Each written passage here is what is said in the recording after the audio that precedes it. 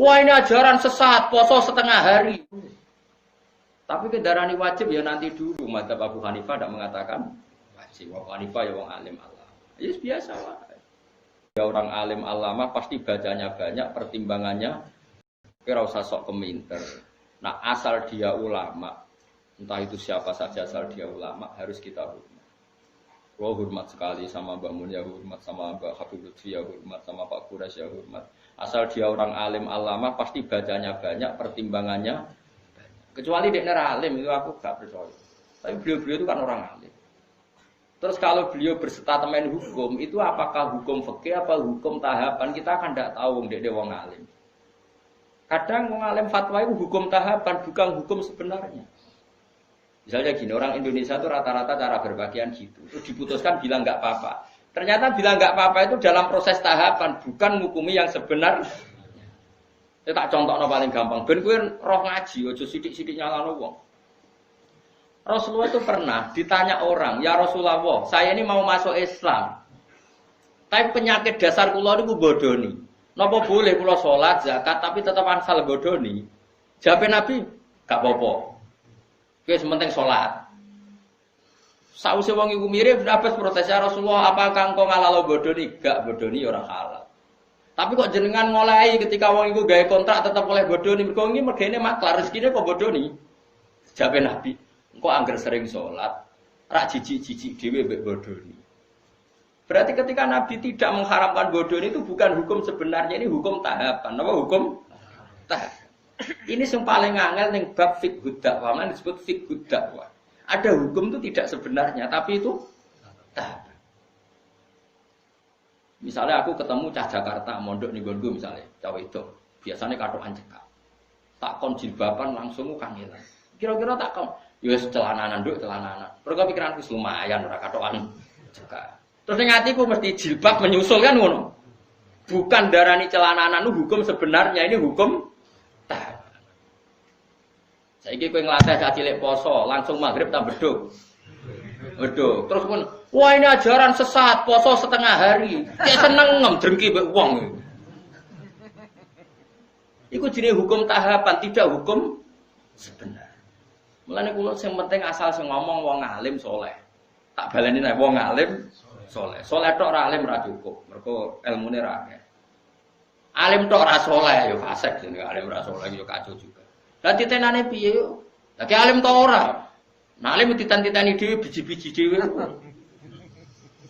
Tapi Nabi itu figur yang luar biasa. Kadang-kadang Nabi itu ngendikan seperti itu. Ana wong memang ana wong salat tapi pamit ijek bodoh. Nek Nabi gak apa-apa sing penting salat. Setelah orang itu mirip sahabat protes. Berarti engkau membolehkan bodoh nih? Jawab Nabi, orang ngalalo bodoh nih. Sayan haru ma yaqulu aja apal hadise. Ma yaqulu fi sholati. Engkau anggere kulino salat, isin dhewe mbek pangeran, engkau ora jijik-jijik dhewe mbek dosa-dosa sing dilakoni. Iku jenenge hukum tahapan. Apa hukum tahapan? Mane masyhur cerita teng Lirboyo. Ada seorang Gus Nawakal, senengane pacaran. Kiai ini kaku hati mendingin. Ini kisah nyata. Wong iku ya keluargane sing nakal. Cung, kowe pacaran lah, anggere iso maca Sahih Muslim. Apa to? Piye ku? Iso maca hadis kok malah pacaran. Ya tenan. Berhubung itu senengi wae. Sing cerita aku Guse. Tak rewangi sinau Gus nganti walim. Jebule barang wong alim Al-Qur'an iku haram ra sida. Lha iku hukum tahapan jenenge ora kok hukum sebenarnya. Paham ya? Bocah ngono kok ora ero, ngono geger sik. Mulane ngaji ben roh dununge hukum. Hukum fikih apa hukum tahapan? Nak hukum fikih ya permanen, nak hukum tahapan ini tadrij fi sunnah, tahapan mendidik sunnah. Tentu ada apa? Tahapannya. Tapi tahapan ini tidak menjadi hukum fikih, jenenge fiqhud dakwah. Bukan fiqhul ahkam tapi apa? Fiqhud dakwah. Ya tapi mau ngaji ini wis jarang. Wong wis sanane emosi gak gelem ngaji. Makanya saya tadi bilang, asal dia orang alim dan soleh. Makanya saya bisa menerima misalnya Sayyid Umar Hafid orang alim, kadang dakwah di Belanda, di mana? Ya ketemu orang macam-macam. Tapi beliau tidak selalu bilang mungkar. Karena itu tahapan, jadi beliau tidak perlu kesusu darani mungkar. Ini tahap pembinaan.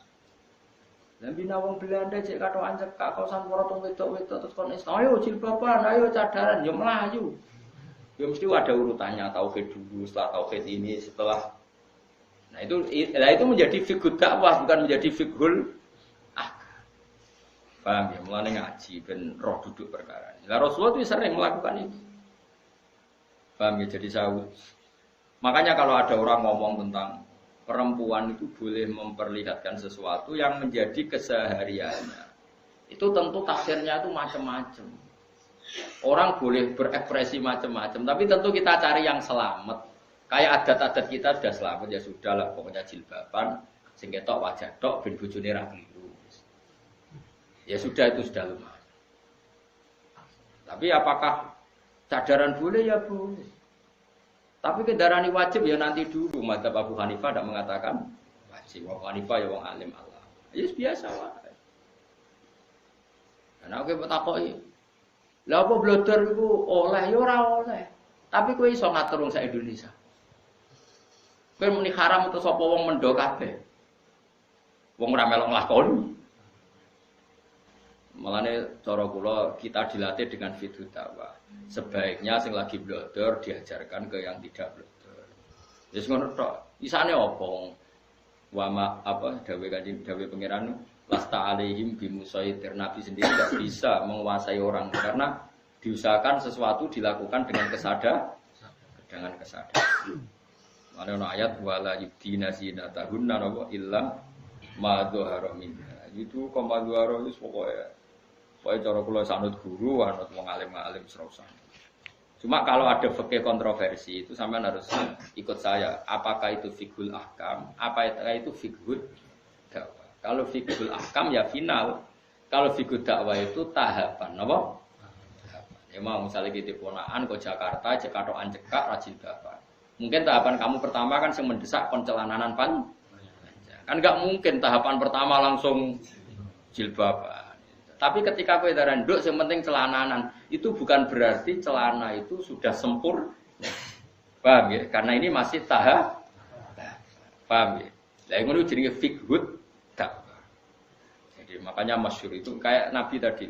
Ya Rasulullah saya mau Islam, saya mau sholat gini-gini. Tapi saya punya hak bodoni karena mergawe saya itu maklaran agak bodoni ra urip. Dari Nabi, ya dong. Terus ketika orang itu mirip, Ibnu Abbas ngoal, masa ya Rasulullah engkau boleh nodikne bodoni. Aku ra muni oleh. Lah kok jenengan mendel mawon. Sayanha huma yaqul. Engko nak wis sering salat, sering lafadzno kalimah thayyibah, engko risi dhewe akhire ora bodoni.